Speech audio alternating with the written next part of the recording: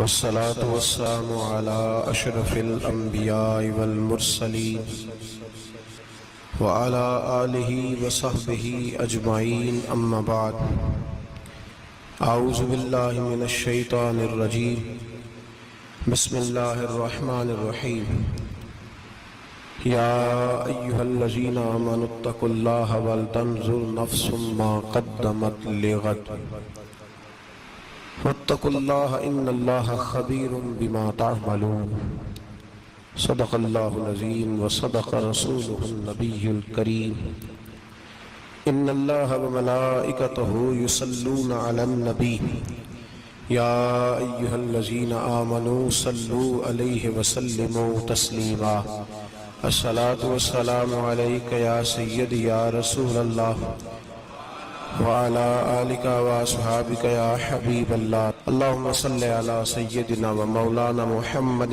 معدن الجود والکرم وآلہ وبارک وسلم۔ حمد و صلاۃ کے بعد اللہ تبارک و تعالیٰ نے قرآن مجید سورۃ الحشر کے اندر ارشاد فرمایا ہے کہ یا ایھا الذین آمنوا اتقوا اللہ، اے ایمان والو اللہ سے ڈرو، وَلْتَنْظُرْ نَفْسٌ مَا قَدَّمَتْ لِغَدٍ، ہر آدمی یہ سوچ لے کہ اس نے اپنے آگے کیا بھیجا ہوا ہے، جو اس نے آخرت کے لیے جمع کرایا ہے وہ کیا ہے، یہ غور کر لے وہ۔ وَاتَّقُوا اللَّهَ، اور پھر ڈر جاؤ اللہ سے، إِنَّ اللَّهَ خَبِيرٌ بِمَا تَعْمَلُونَ، فرمایا تم جتنے مرضی پردے ڈالتے پھرو، تمہارے رب کو تمہارے تمام کاموں کی خبر ہے، اسے پتہ ہے تم کیا کرتے، وہ جانتا ہے۔ عزیز دوستو، بزرگوں اور بھائیوں، قرآن مجید نے دو چیزوں پر بڑا زور دیا ہے، ایک اللہ کو ماننا، اور اللہ کو ماننے کا مطلب ہے نبی پاک کو بھی ماننا۔ اللہ کو ماننے کا مطلب ہے کتابوں کو بھی ماننا، قرآن پاک کو بھی ماننا۔ لیکن دو باتیں آپ کو زیادہ ملیں گی، ایک ایمان، اور اس کے بعد سب سے زیادہ زور ہے ایمان بالآخرت پر، آخرت کو مانو۔ وَمِنَ النَّاسِ مَن يَقُولُ آمَنَّا بِاللَّهِ وَبِالْيَوْمِ الْآخِرِ وَمَا هُمْ بِمُؤْمِنِينَ، اللہ فرماتے ہیں کچھ لوگوں کا دعویٰ ہے کہ ہم اللہ اور آخرت پر ایمان رکھتے ہیں، حالانکہ وہ ایمان نہیں رکھتے، دعویٰ کرتے ہیں، نفاق کا مظاہرہ کرتے ہیں، منافقت کرتے ہیں۔ جو اللہ کو ماننے والا ہوتا ہے اس کا رنگ اور ہوتا ہے، جس کو پتہ ہوتا ہے قیامت کے دن اللہ کے حضور کھڑے ہونا ہے، اس کے اعمال یہ نہیں مانتے، کہتے ہیں ہم مانتے ہیں، پر مانتے، دعویٰ ہے کہ ہم مانتے ہیں آخرت کو بھی اور اللہ کو بھی، پر نہیں مانتے۔ قیامت قائم ہونا ضروری ہے، اگر وقوع قیامت نہ ہو تو ظالم کی تو موجیں لگ گئیں، جابر تو موج کرے گا، فاسق اور فاجر تو کہیں گے دنیا میں بھی ہم اپنے اقتدار کے زور پر جیتے رہے، آج بھی ہمیں پوچھنے والا کوئی نہیں۔ عقلاً نقلاً قیامت کا قائم ہونا ضروری ہے۔ قیامت قائم ہوگی تو مظلوم کو اس کے ظلم پر داد رسی کی جائے گی اور ظالم کو سزا ملے گی۔ ایک آدمی ساری زندگی دنیا کے اندر لوٹ مار کرتا رہا، دھوکہ فریب فراڈ کرتا رہا، اس کی راتیں شراب و کباب میں گزر گئیں، وہ مرے اور بات ختم ہو گئی، ٹھیک ہے موج کر کے چلا گیا۔ ایک آدمی ساری زندگی اس نے اللہ تبارک و تعالیٰ کی رضا کے لیے اپنی نظر کی حفاظت کی، زبان کی حفاظت کی، یہاں تک کہ دل کی بھی حفاظت کی، وہ بھی مرے تو معاملہ ختم ہو گیا۔ اس طرح تو پھر سرکش کا کچھ بنے گا ہی نہیں، نظام زندگی ساری اس کی سوچ ختم ہو کے رہ جائے گی اگر قیامت قائم نہیں ہوتی۔ قیامت کا قائم ہونا حق ہے، اس لیے قرآن مجید نے ایک جگہ پہ نہیں 20 جگہ پہ یہ بیان فرمایا ہے کہ قیامت ضرور قائم ہوگی، قیامت، اور وہ قائم ہو کر اپنے سارے لوازمات سمیت قائم ہوگی۔ میرے نبی پاک صلی اللہ علیہ وسلم نے فرمایا مظلوم کو حق ملے گا، ظالم کو سزا ملے گی۔ جابر اس دن اللہ کی بارگاہ میں رسوا کیے جائیں گے، جن پر جبر کرتے رہے انہیں اللہ کے حضور سے عطا کیا جائے گا۔ قیامت کا وقوع ہونا ضروری ہے، اور قیامت تو جب قائم ہوگی تب ہوگی، دنیا میں بھی ایسا ہوتا ہے۔ ظلم کا انجام ٹھیک نہیں ہوتا، جبر کا انجام، جھوٹ کی زندگی لمبی نہیں ہوتی، دھوکے، فریب، فراڈ، ملمہ سازی، ان چیزوں کی عمریں اللہ نے تھوڑی رکھی ہیں۔ وقتی طور پر ظالم کو، دھوکے باز کو، جابر کو جو مہلت ملتی ہے وہ سمجھتا ہے میری سیاست کام کر رہی ہے، وہ سمجھتا ہے میں بڑا دانا ہوں، بڑا چالاک ہوں، دیکھ لو اتنے ظلم کے، جبر کے، دھوکے کے باوجود بنا ہوا ہوں۔ حالانکہ اللہ کی طرف سے اسے مہلت ملتی ہے اور بڑا ہی مہربان ہے۔ مہلت اس طرح دیتا ہے کہ میرے نبی پاک علیہ السلام نے فرمایا جب میرا مسلمان نیکی کرتا ہے تو اللہ فرشتوں سے فرماتا ہے 70 گنا بڑھا کے لکھ لو اس کی نیکی، 70 گنا۔ اور جب گناہ کرتا ہے تو اللہ فرماتا ہے ٹھہر جاؤ ابھی لکھنا نہ، اسے ٹائم دو۔ یا اللہ کتنا؟ فرمایا 24 گھنٹے تو دو، ہو سکتا ہے توبہ کر لیں، یہ اس کی مہربانی ہے۔ اب وہ جو اللہ نے مہلت دی ہے نا کہ شاید توبہ کر لیں، لوگ سمجھتے ہیں میری چالاکی کی وجہ سے نظام سیٹ چل رہا ہے، میں بڑا تیز ہوں، 2 4 5 باتیں بولتا ہوں سب صحیح ہو جاتا ہے۔ لوگ اس کو اپنی دانائی سمجھ لیتے ہیں، حالانکہ وہ اللہ کی طرف سے۔ فرعون نے کئی 100 سال حکومت کی اور اس طرح اس نے ظلم کیے کہ لاکھوں اور ہزاروں بچے قتل ہی کرا دیے، 12,000 عورتوں کے پیٹ میں حمل تھا اس نے ضائع کرا دیا۔ جب حضرت موسیٰ علیہ السلام اپنی قوم کو لے کے نکلے، رستے میں دریا آ گیا، فرعون پیچھے لگا ہوا تھا، وَإِذْ فَرَقْنَا بِكُمُ الْبَحْرَ فَأَنْجَيْنَاكُمْ، اللہ فرماتے ہیں تمہارے لیے میں نے دریا کو پھاڑا اور تمہیں نجات دے دی، وَأَغْرَقْنَا آلَ فِرْعَوْنَ، اور فرعون کو غرق کر دیا، وَأَنْتُمْ تَنْظُرُونَ، تم کھڑے دیکھ رہے تھے۔ اب جب حضرت موسیٰ دریا کے کنارے پہنچے تو فرعون بھی پیچھے آیا۔ فرعون لوگوں سے کہا کرتا تھا کہ میں کہتا ہوں تو دریا چلتا ہے، میں کہتا ہوں تو ہوائیں آتی ہیں، میرے حکم کے پابند ہیں سارے۔ جاگ رہے ہیں نا آپ حضرات، غور فرمائیے گا بات پر۔ دعویٰ تھا اس کا کہ میں کہتا ہوں تو نظام زندگی چلتا ہے۔ اب جب دریا کے کنارے پہنچی حضرت موسیٰ علیہ السلام تو اللہ نے حکم دیا کہ آپ عصا مارے۔ جناب موسیٰ نے عصا مارا، 12 رستے بن گئے۔ اب حضرت موسیٰ کی قوم گزر رہی تھی تو فرعون سے پوچھنے لگے کہ تو کہتا تھا میرے حکم سے چلتا ہے، تو وہ تو حضرت موسیٰ نے ڈنڈا مارا ہے تو رستہ بن گیا۔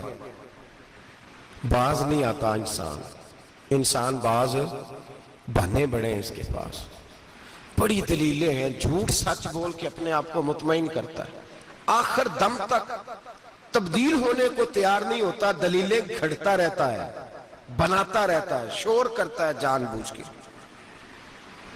بھئی تو کہتا تھا میرے چلانے سے چلتا ہے، تو باز ابھی بھی نہیں آیا۔ کہنے لگا میں نے ہی حکم دیا ہے کہ ذرا پھٹ جا، مجھے یہ زندہ چاہیے۔ باز رسی جل گئی، بال کہنے لگا میں نہیں کہا ہے دریا کو کہ یہ مجھے زندہ چاہیے، میرے بھاگے ہوئے ہیں تو اس لیے پھٹا ہے، تو آؤ میرے ساتھ دریا کراس کریں۔ تو پتہ تو ان کو بھی تھا نا، جتنا تو رب بنا ہوا ہے، پتہ تو تھا، سارے جانتے تھے۔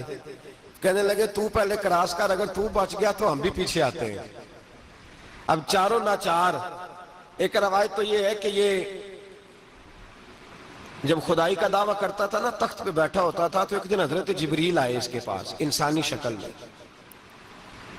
تو کہنے لگے میں بڑی دور سے آیا ہوں تو ایک مسئلہ پوچھنا تھا۔ کہا پوچھو۔ کہنے لگے ایک غلام تھا کسی بادشاہ کا، تو بادشاہ نے اسے تھوڑی دیر کے لیے ایک علاقے کی سربراہی دے دی۔ کتنی دیر کے لیے ہمیں سربراہیاں ملتی ہیں؟ کیوں جی؟ تھوڑی دیر کے لیے ملتی ہے نا، تھوڑی دیر کے لیے سربراہی دے دی ایک غلام کو۔ ذرا بات کو سمجھیے، حضرت جبریل پوچھتے ہیں، کہتے ہیں سربراہی مل گئی، اب وہ مالک ہی بن کے بیٹھ گیا ہے، وہ بات ہی نہیں سنتا، اس کو تھوڑی دیر کے لیے بنایا تھا، وہ تو خدائی کا دعویٰ کرنے لگا ہے۔ آپ بتائیں اس کا انجام کیا ہونا چاہیے؟ یہ مسئلہ پوچھنے آیا ہوں۔ تو فرعون کہنے لگا اس کا انجام یہ ہے کہ اسے پانی میں غوطے دے دے کے مار دے۔ انجام کیا ہے؟ بولیے کیا انجام ہے؟ کیا انجام ہے جی؟ پانی میں، اللہ اکبر، اپنی سزا تجویز کر رہا ہے۔ اس کی سزا کہ اسے پانی میں غوطے دے دے کے مارو ظالم کو۔ اسے تھوڑی دیر کے لیے بنایا تھا اور وہ چھا ہی گیا ہے، قبضہ ہی کر گیا ہے۔ حضرت جبریل کہنے لگے دی آپ لکھ کے دے دیں گے؟ کہنے لگا لاؤ لکھ دیتے ہیں۔ لکھوا لیا، جناب جبریل رکا لے کے تشریف لے گئے۔ اب جب فرعون دریا میں آیا نا تو اللہ نے حکم دیا مل جا. جب دریا ملا چیخنے لگا تو حضرت جبریل آئے, کہنے لگے تیرا ہی فتویٰ ہے, یہ تیری سزا ہی ہے نا. ہم بھی بڑی سزائیں تجویز کرتے ہیں, یہ جھوٹا ہے جی, اس کا تو فلانا علاج ہونا چاہیے, تو اگر تو جھوٹ بولے تو یہ فلانا بڑا جاور ہے جی, اس کے ساتھ اس طرح ہونا چاہیے, تو اگر تو یہ کام کرے تو جو سزا تو لوگوں کے لیے تجویز کر رہا ہے تو اپنے بارے میں بھی سوچ. اب جب غوطے آئے نا آخری وقت دیکھا وہ فرعون جو کہتا تھا میری مرضی سے دریا چلتا ہے. علامہ صاوی نے تفسیر صاوی میں لکھا ہے تڑپ کے رونے لگا. جب یہ مزاج ہے, ایک دفعہ اوپر آتا ہے آدمی جب دریا میں جاتا ہے, اوپر آیا تو چیخنے او میرے حواریوں خدا کا واسطہ مجھے بچاؤ. کہنے لگے تو کہتا تھا میری مرضی سے چلتا ہے. بے بسی ہے, تڑپتا ہے, روتا ہے. وارث شاہ مان کری نہ وارثہ دا, رب بے وارثہ کر کے مار دائی. تڑپ رہا ہے, چلا رہا ہے, کوئی مدد کو نہیں پہنچتا. اب جب آخری غوطہ آیا تو کہنے لگا آمنا بے رب موسیٰ و ہارون, میں موسیٰ کے رب کو بھی مان گیا, ہارون کے رب کو بھی. اللہ نے فرمایا نہیں, اب تیرا ماننا قابل قبول ہے. اس وقت ماننا تھا جب تجھے مہلت دی تھی, جب تو جوان تھا. بڑھاپا آتا ہے, بیماری آتی ہے, جوان آدمی بیماری کا شکار ہوتا ہے تو کہتا ہے یا اللہ ایک دفعہ صحیح کر دے, میں ساری پڑھا کروں گا. ایک دفعہ ٹھیک کر دے, میں مسجد میں رہوں گا, میں اگلے سال اعتکاف بھی کروں گا, میں ساری تراویح پڑھوں گا. تو اس وقت پڑھنی تھی جب تجھے مہلت دی تھی, اس وقت پڑھنا تھا جب اللہ نے تجھے آسانی دی, زندگی دی. اگلا وقت یہ حال ایک کا نہیں ہوا. نمرود کو دیکھ لیں, حضرت ابراہیم علیہ السلام کو کہتا تھا میں رب ہوں. آپ نے فرمایا رب تو وہ ہے جو زندہ کرتا اور مارتا ہے. ایک موت کا قیدی بلایا, کہنے لگا ہاں بھائی کتنے دن رہ گئے تھے پھانسی میں؟ کہنے لگا جی پرسوں ہونی تھی. کہا جا تجھے آزاد کیا, لو میں بھی زندگی دیتا ہوں. ایک بے گناہ آدمی کو پکڑ کے قتل کر دیا, کہتا میں بھی مارتا ہوں. حضرت ابراہیم علیہ السلام کہنے لگے تو بیوقوفوں جیسی دلیلیں دے رہا ہے, چل اس طرح کر, میرا رب سورج مشرق سے نکالتا ہے, تو اگر رب ہے تو مغرب سے نکال کے دکھا. اب دلیل کا جواب کوئی نہیں تھا تو کہنے لگا پکڑو اور آگ میں ڈال دو. اللہ کے نبی کو آگ میں ڈالنے والا. یہاں ایک مچھر بیٹھا ہے, 400 سال حکومت کی اور خدائی کا دعویٰ کیا. یہاں مچھر بیٹھا تھا, چھینک آئی تو مچھر اندر چلا گیا. پہلے دربار کا ادب یہ تھا کہ جو آئے سجدہ کرے. اب اس کے سر پہ کوئی چیز مارتا تھا تو اسے سکون ہوتا تھا, مچھر تھوڑی دیر کے لیے اس کا دماغ چھوڑتا تھا. او بھائی یہ اس دھرتی پہ اللہ نے لوگوں کو نظارے دکھائے اور ہمیں سمجھانے کے لیے دکھائے, ہمیں تفکر کی, غور کی دعوت دی کہ دیکھ لینا, اپنے عمل کو پرکھنا. تمہارے عمل حضرت موسیٰ کے فرما برداروں جیسے ہیں, جناب ابراہیم کے فرما برداروں جیسے ہیں, یا بن کے بیٹھ گئے ہو. اب دربار کا ادب یہ ہے, بے بسی کا یہ حال ہے کہ جوتے لٹکتے ہیں دربار میں, جو آتا ہے جوتا کھینچتا ہے. اور ادب یہ ہے کہ 10 جوتے نمرود کے سر پہ مارو, اور 400 سال جوتے لگتے رہے. روتا تھا, جو آدمی آتا تھا منتیں کرتا تھا, کہتا تھا کہیں سے کوئی دوائی مل جائے گی. پاگلوں جیسی زندگی گزاری, پاگلوں جیسی سخت. وہ تو حساب, وقوع قیامت تو حساب ہوگا ہی. یہاں لوگ پاگل ہو کے مرتے ہیں, معاذاللہ, نفسیاتی مریض ہو کے مرتے ہیں. یہاں آخری وقت اتنا سخت آتا ہے کہ دنیا موت کی دعائیں مانگتی ہے. میرے بھائی جب انسان ظلم کرتا ہے تو بھول جاتا ہے کہ شاید مجھے پوچھے گا کوئی نہیں. جب وہ زیادتی کرتا ہے تو بھول جاتا ہے. جب وہ کسی کا حق کھاتا ہے تو وہ کہتا ہے شاید اس کا تو وارث ہی کوئی نہیں جس کو میں لوٹ رہا ہوں. لیکن جب اللہ کی پکڑ آتی ہے, حجاج بن یوسف ظالم تھا, اس نے اچھے کام بھی کیے تھے. قرآن پاک پر زیر زبر آراب حجاج بن یوسف نے لگوایا.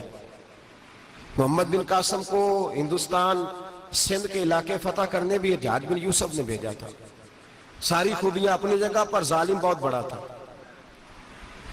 کسی آدمی نے اس کے سامنے کونے کی طرف منہ کر کے ساتھ والے سے بات کر لی تو کہنے لگا میرے خلاف کیا, اس کو لے جاؤ, 2 ٹکڑے کر کے واپس لے آؤ.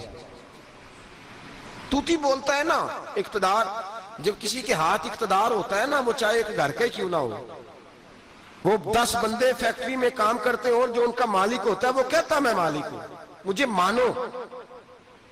جب تو صاحب اقتدار ہوتا ہے نا, جب تو سسر بن کے بیٹھتا ہے اور کسی غریب گھر کی بہو آتی ہے 2-4, تو کہتا میرا اقتدار ہونا چاہیے، جب میں کھانسنے لگوں تو ہر آدمی کے ہاتھ میں ٹیشو پیپر ہونا چاہیے، جب میں بولنے لگوں تو بندھے ہوئے ہاتھوں سے ہر آدمی جی جی کرتا ہوا کھڑا ہونا چاہیے۔ جس آدمی کا، اور یہ کام بہو بھی کرتی ہے کئی دفعہ، وہ بھی کہتی ہے کہ تمہیں پتا نہیں میں کتنا لمبا چوڑا جہیز لے کے آئی ہوں، جب میں سونے کے لیے اپنے بیڈ روم میں جاؤں تو خبردار بوڑھے بابے کو اجازت نہیں کہ وہ کھانسے۔ اماں کو چاہیے کہ اگر اس کو بڑی سخت پیاس بھی لگی ہے تو میرے سوتے سوتے باورچی خانے میں برتن نہ کھٹکھٹائے۔ جو جہاں بھی جس اسٹیج پہ بھی بیٹھتا ہے وہ کہتا ہے کوئی نہیں مجھے پوچھنے والا، میں مطلق العنان ہوں۔ جوان بوڑھوں کا مذاق اڑاتے ہیں، سمجھتے ہیں شاید کبھی بوڑھے ہی نہیں ہونا، مذاق اڑاتے ہیں۔ تندرست لوگ بیماروں کا مذاق اڑاتے ہیں، شاید کبھی بیمار نہیں ہونا۔ حجاج بن یوسف ظالم تھا، ظلم کرتا تھا، زیادتی کرتا تھا۔ حضرت سعید بن جبیر ایک تابعی بزرگ تھے، اتنے بڑے بزرگ تھے کہ ساری رات نماز پڑھتے تھے، سارا سال روزہ رکھتے تھے۔ ایک دن انہوں نے منبر پہ بیٹھ کے کہا کہ حجاج ظلم سے باز آ جائے ورنہ اللہ کی لاٹھی بڑی بے آواز ہے۔ اللہ کی لاٹھی، اس کا کیا مطلب ہوتا ہے؟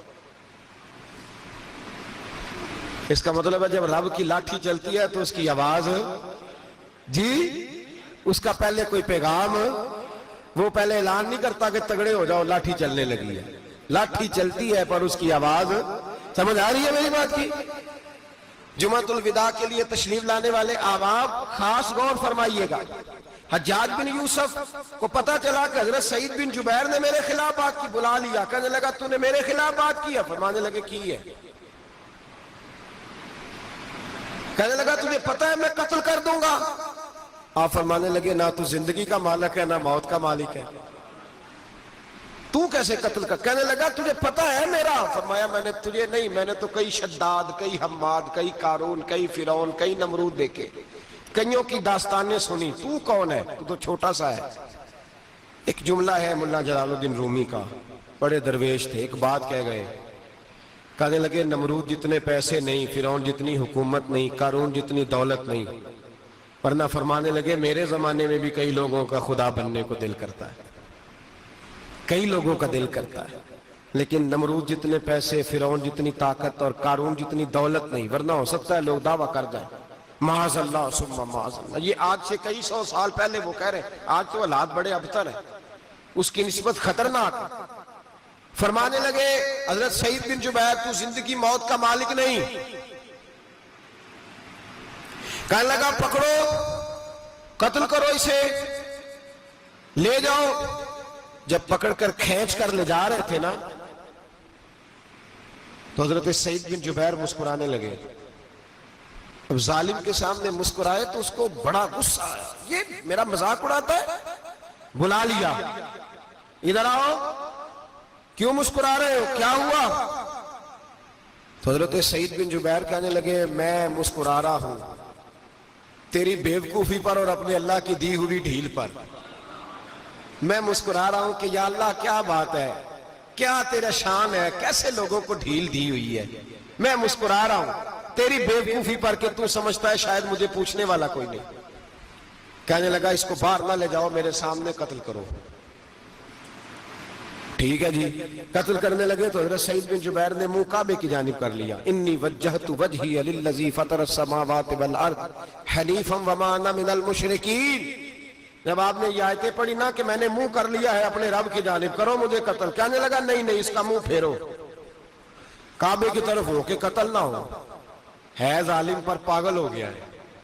حضرت سعید بن جبیر کے حوصلے نے شکست دے دی، ناکام ہو گیا، مخبوط الحواس ہو، کہنے لگا اس کا منہ پھیر دو۔ جب کعبے سے پھیرا تو آپ فرمانے لگے للہ المشرق والمغرب فإنما تولى فثم وجه اللہ۔ اللہ فرماتا ہے تو مشرق اور مغرب سارا ہی اللہ کا ہے، جدھر بھی منہ کرو گے ادھر اللہ ہی اللہ ہے، جدھر بھی منہ کرو گے ادھر اللہ ہی اللہ ہے، چاروں جانب۔ پھیر دے جدھر منہ پھیرنا ہے تو نے، پھیر دیا منہ۔ حضرت سعید بن جبیر کے گلے پہ خنجر رکھا تو آپ نے ہاتھ اٹھائے، کہنے لگے اے اللہ میرے بعد اسے کسی اور پر مسلط نہ کرنا، میرے بعد کسی اور پر مسلط نہ، بس میں آخری ہوں۔ جب آپ ذبح ہوئے تو اتنا خون نکلا، اتنا خون نکلا کہ لوگ کہتے ہیں جتنا اونٹ کے وجود سے نکلتا ہے۔ تر ہو گیا سارا اس کا دربار. ایک سمجھدار آدمی کو بلا کے کہنے لگا اتنا خون میں نے بڑے بندے قتل کرائے ہیں پر اتنا خون نہیں نکلا. تو وہ کہنے لگے لوگ مر جاتے ہیں، مرتے وقت ڈر جاتے ہیں، سہم جاتے ہیں، خون سکڑ جاتا ہے. لگتا ہے یہ شخص جب دنیا سے گیا ہے تو ڈٹ کے گیا ہے، یہ ڈٹ کے گیا ہے دنیا سے. حجاج بن یوسف رات کو سویا تو تڑپ کے اٹھا. کیا ہوا؟ گھر والے کہنے لگے کیا ہوا؟ کہنے لگے سعید بن جبیر خواب میں آئے اور کہتے ہیں اٹھ مجھے بتا تو نے مجھے کیوں قتل کیا ہے، بتا کیوں مارا. اگلی رات پھر سویا تو وہی خواب، پھر سویا تو وہی خواب. گناہ نفسیاتی مریض بنا دیتا ہے. ظلم تجھے مخبوط الحواس کر دیتا ہے. جب تو زیادتی کرتا ہے تو اللہ فرماتے ہیں کہ تو اللہ کو بھولتا ہے، اللہ تجھے اپنا آپ بھلا دیتا ہے. پھر تو بھول جاتا ہے، پھر تو سیدھے رستے پہ چلتا ہے پر بھٹک جاتا ہے. پھر تو صحیح رستوں کا تعین کر کے بھی گمراہ ہوتا ہے. پھر تو روز وہی گاڑی چلاتا ہے پر اب جب تو بریک لگاتا ہے تو نہیں لگتی. جب گناہوں کے ساتھ تو مخبوط الحواس ہوتا ہے تو روز وہ کاروبار کرتا ہے، لیکن جب تیرے گناہ تجھے گھیر لیتے ہیں پھر اسی کاروبار میں تو نقصان اٹھاتا ہے. حجاج بن یوسف تڑپتا ہے، روتا ہے، یہاں تک کہ بیمار ہو گیا. پیٹ میں درد ہوتی ہے، پتہ نہیں کیا ہوا، تکلیف ہوتی ہے پتہ نہیں. سارے حکیم، طبیب، ڈاکٹر کوئی نہ سمجھ سکا کہ بیماری کیا ہے. جو بیماریاں خدائی ہوتی ہیں ان کا لوگوں کو پتا، جو آزمائشیں رب کی جانب سے ہوتی ہیں وہ ڈاکٹروں کے ہتھے نہیں چڑھتی. جو تکلیفیں اللہ دیتا ہے ان کا حکیم طبیب علاج نہیں کر پاتے، مشکل. اور شفا اسی وقت ہوتی ہے جب اللہ دینا چاہے، اور جب رب ہی دینا نہ چاہے تو بڑے بڑے ڈاکٹر کہتے ہیں کہ ہمارے بس کی بات نہیں رہی. بغداد سے حکیم آئے، پیٹ دیکھا، کہنے لگے نہ تیرے معدے میں کوئی دقت ہے، نہ تیرے جگر میں، نہ کسی اور جگہ. ماجرا کیا ہے؟ ایک آخری علاج ہے، آخری. وہ کیا؟ گوشت کا چھوٹا سا ٹکڑا دھاگے کے ساتھ باندھ کے منہ میں ڈالا اور پھر ایک باریک سا تنکا لے کے اس کو اندر ڈالنے لگے گلے میں. وہ گوشت کا ٹکڑا جب حلق کے اندر اتر گیا اس حکیم نے واپس کھینچا تو کیسے ایسی بدبو آئی جیسی کبھی سونگی نہ تھی. جانور کیڑے مکوڑے لگے ہوئے باہر نکلے اور جب دیکھا تو جتنے محل میں لوگ بیٹھے تھے چلاتے ہوئے نکل گئے کہ یہ کیا مصیبتیں ہیں. حکیم بھی اٹھ کے دوڑنے لگا. کہا تجھے کیا ہوا؟ کہنے لگے حجاج تیری بیماری زمینی نہیں، تیری مصیبت زمینی نہیں.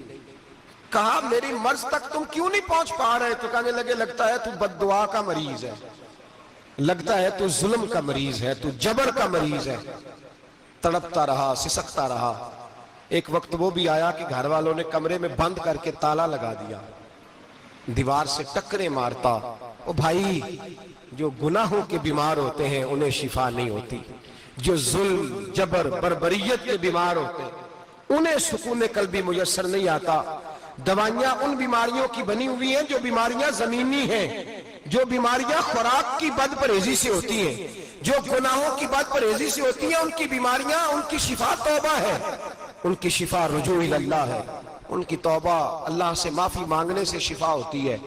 حجاج جب مرنے لگا تو بلایا، یہ رنگ بھی ذرا ملاحظہ کیجیے گا، 2-4 قریبیوں کو بلایا. پتہ ہوتا ہے نا اپنے کرتوتوں کا آدمی کو، پتہ سارا ہے سردار نوکیتیاں کا، جب پتہ ہوتا ہے سارا.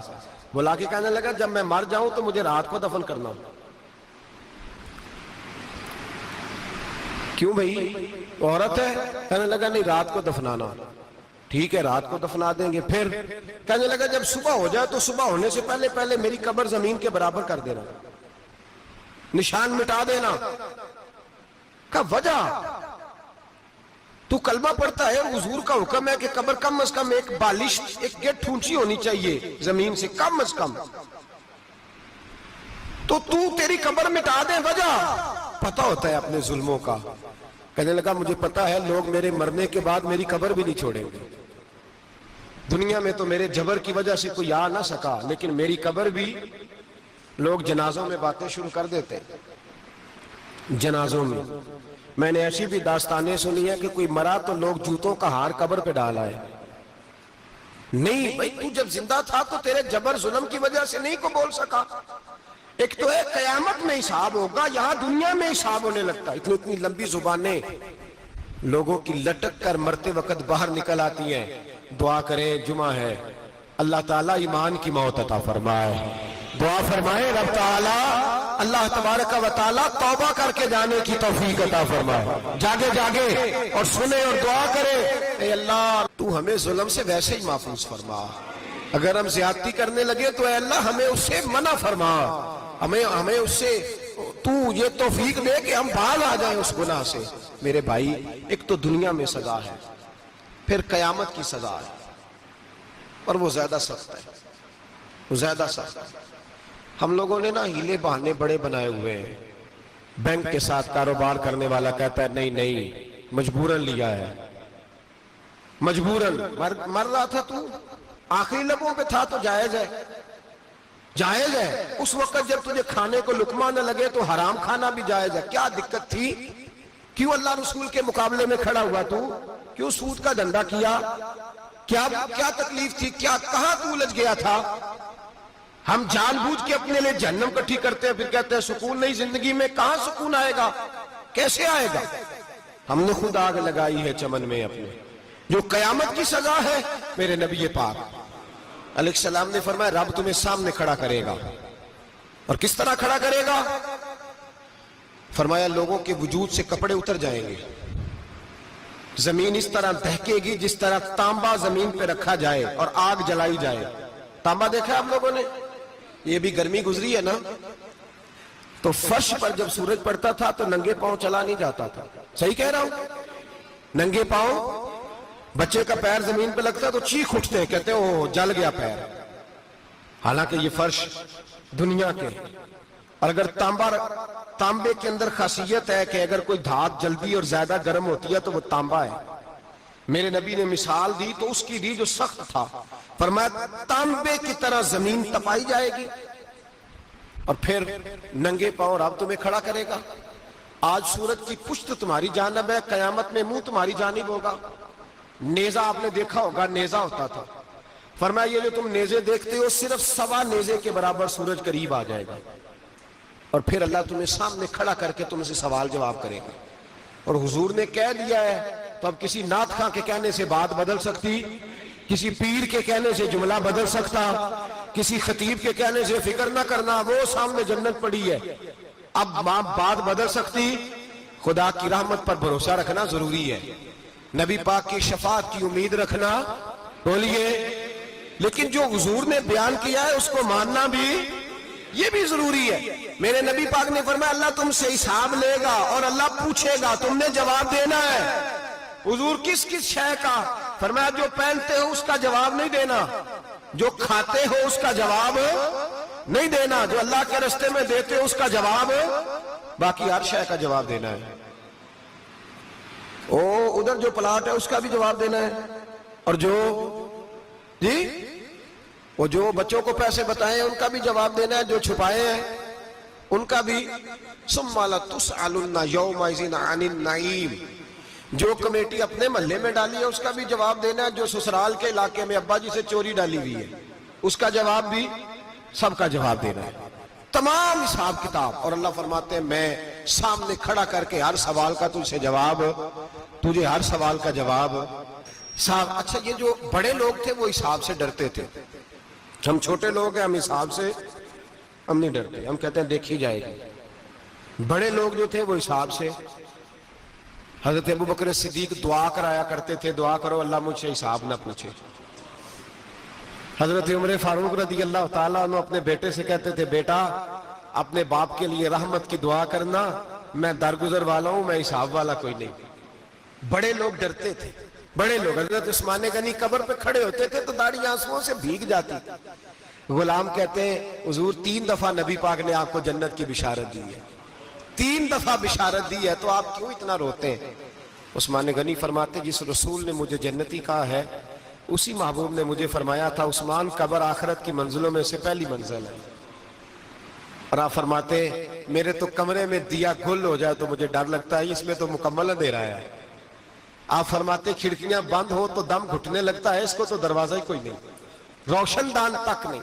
بھائی جو بڑے تھے وہ ڈر رہے تھے. مولا علی شیر خدا نماز کا وضو کر کے کانپتے تھے, کانپتے. علی آپ مرحب کے سامنے نہیں کانپے, خیبر کا دروازہ اکھاڑتے نہیں کانپے, بدر احد خندق حنین اور خیبر میں نہیں کانپے, تو یہاں آپ فرمانے لگے مالک کے سامنے جاتے ہوئے ڈر آتا ہے. بڑے لوگ کانپتے تھے, بڑے لوگ. آج کون سا جمعہ ہے؟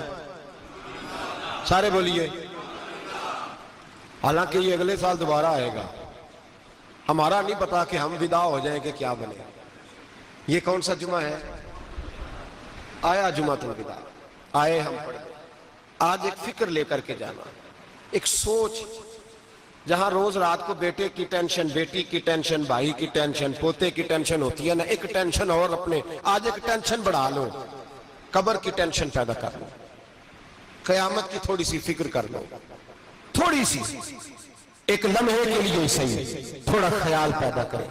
حضرت حسن بصری نام سنا ہوا ہے نا, یہ حضرت علی کے شاگرد ہیں. نبی پاک کے گھر میں آ جاتے تھے کئی دفعہ, بچے تھے جب. حضرت حسن بصری تابعی ہیں.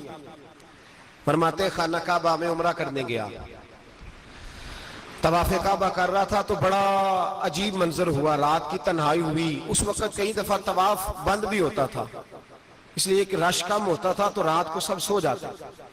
کہتے رات ذرا گہری ہوئی تو لوگ اپنا اپنا خیمہ لے کے جاتے تھے. اب تو ہوٹل ہے نا, تو خیمے لگتے تھے, لوگ خیمہ لے کے جاتے تھے, جہاں جگہ ملتی تھی خیمہ لگا کے رہتے تھے. فرماتے میں رات کو سویا خیمے میں, ایک دردناک آواز آئی, میٹھی ہے, دھیمی ہے, پر درد بڑا ہے. کوئی رونے والا رو کے کہتا ہے اللہ حساب قیامت میں مجھ سے نہ لینا, اے اللہ تنہائی میں جتنا مرضی حساب لینا, پر لوگوں کے سامنے نہ لینا. اور پھر کہتا ہے اللہ فضل تو تب کرے جب تو میرا حساب پوچھے ہی نہ. پھر چند منٹ گزرے تو پھر وہ رونے لگا. میرے کانوں میں آواز آئی, کہنے لگا اے اللہ حساب تو ان کا لیا جاتا ہے جو حساب کے قابل ہوتے ہیں. اعلیٰ حضرت کہتے ہیں نا رضا سے تو کیا حساب لے گا, رضا بھی کسی حساب میں ہے. اے اللہ میں قابل نہیں, مجھ سے حساب نہ لینا.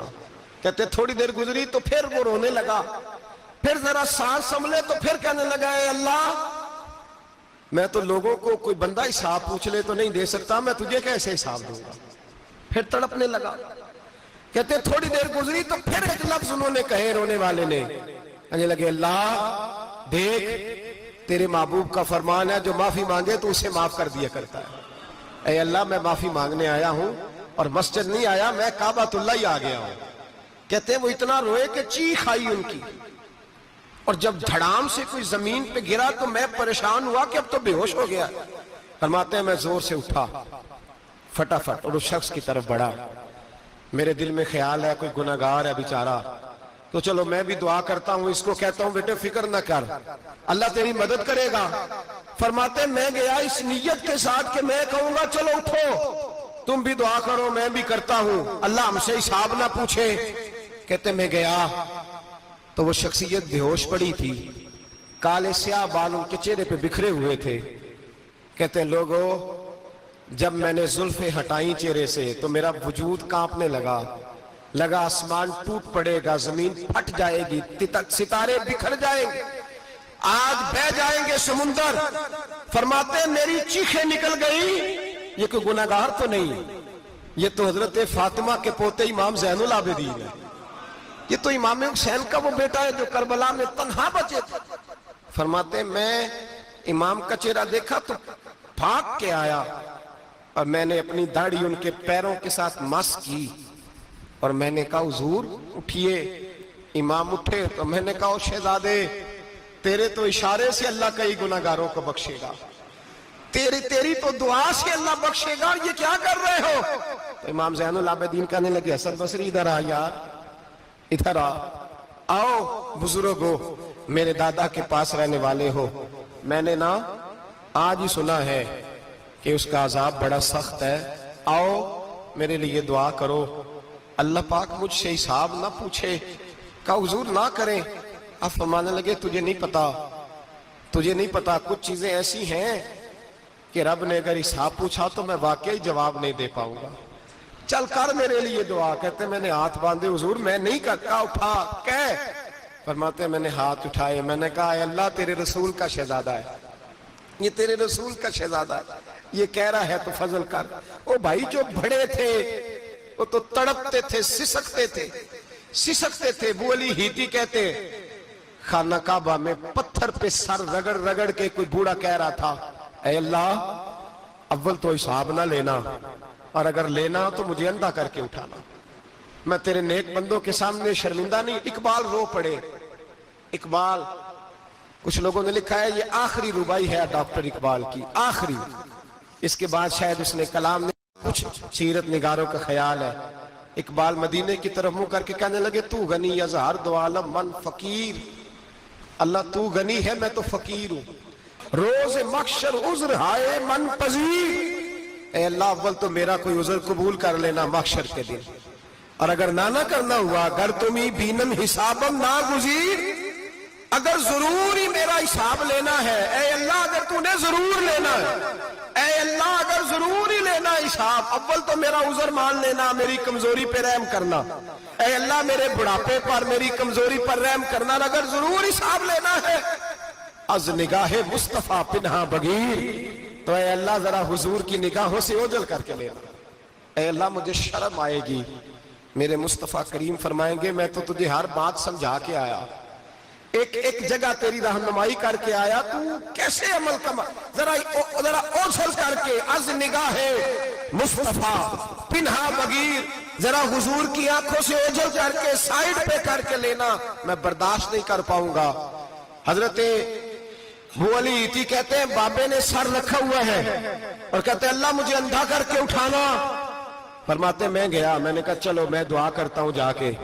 फरमाते जब मैंने जाके बुजुर्गों की कमर पे हाथ रखा, उनका चेहरा देखा तो ये कोई गुनाहगार तो नहीं, ये तो बगदाद के पीर अब्दुल कादिर जिलानी है, ये तो महबूब सुभानी गौसे समदानी है, ये तो वो शख्स है जो कदम लगाए तो अल्लाह विलायत अता करता है। जो बड़े थे वो डर रहे थे। मोइनुल मिल्लत वद्दीन अताए रसूल हिंदुल वली गरीब नवाज हजरत ख्वाजा मोइनुद्दीन अजमेरी रहमतुल्लाह अलैह, ख्वाजा कुतुबुद्दीन बख्तियार काकी को तन्हाई में बुला के कहने लगे मोइनुद्दीन सैयदजादा है, मोइनुद्दीन हुजूर के खानदान में पैदा हुआ है, मोइनुद्दीन से इसके पीर को बड़ी उम्मीदें थी, मोइनुद्दीन को रसूल पाक ने हिंदुस्तान भेजा था, पर कुतुबुद्दीन यार मोइनुद्दीन तबलीग का हक नहीं अदा कर सका। हजरत ख्वाजा कुतुबुद्दीन कहने लगे हुजूर 90 लाख तो मुसलमान कर दिए, और क्या हक था? फरमाया नहीं, जब तू तहज्जुद की नमाज पढ़े ना बेटा अपने लिए दुआ मांगना तो खुदा से कहना मौला मेरे पीर की कोताहियां माफ कर। वो जिस एजाज का था वो काम नहीं कर सकता, जो बड़े थे उनकी तो बातें बड़ी थी, ये जो हम छोटे आए हैं ना नए, टिकटें देते फिरते हैं, टिकटें, बेनमाजी जाहिल अनपढ़ पीर टिकटें बांटता है लोगों को, तू भी बख्शा है तू भी बख्शा है। वो 90 लाख लोगों को राय हक पर लगा के भी कहते थे नहीं हक तो ये है कि हक अदा ना हुआ, हक तो ये है कि हक कोई शाही पल्ले नहीं, डटा हुआ खड़ा है मुसलमान, डटा हुआ। ये हिसाब सुने। किसी ने हजरत अबू हुरैरा से कहा ये कोई ऐसी हदीस सुनाओ जो आपको भी बड़ी महबूब हो। हजरत अबू हुरैरा ने चीख मारी, रोने लगे और बेहोश हो गए। फिर हिलाया, पानी पिलाया, उठे, कहा हुजूर बात की थी, हदीस सुनाए, फिर रोने लगे। हमें तो नहीं ना रोना आता, हमें तो तब आता है जब बेटा बात ना माने, हमें तो तब आता है जब कारोबार में नुकसान हो जाए, हमें तो तब रोना आता है जब हमारा कोई दोस्त हमारे बारे में गलत बात कर दे, बेइज्जती दुनिया की हो जाए। हजरत अबू हुरैरा 3 दफा होश आया, 3 दफा रोए और कहने लगे अजीजों ये वो वाली हदीस है कि मैं सोचता भी हूं तो मैं तड़प उठता हूं। कहा कौन सी हदीस? तो हजरत अबू हुरैरा कहने लगे मैंने नबी पाक से सुना है कयामत में सबसे पहले उलमा का हिसाब होगा, सबसे पहले उलमा का। रब करीम फरमाएगा तुम्हारी दीन के नाम पर बड़ी मौजें थी, तुम्हारे बड़े पोस्टर छपते थे, लाइनें बना के लोग तुम्हारे हाथ चूमते थे, لوگ تمہاری گڑی کو بھی چومنا اپنے لیے سعادت سمجھتے تھے. بتاؤ میرے رسول کے نام پر کھانے والوں کیا کر کے آئے ہو؟ عمل بتاؤ. عمل موج بڑی کی نا تم نے, بتاؤ عمل. علماء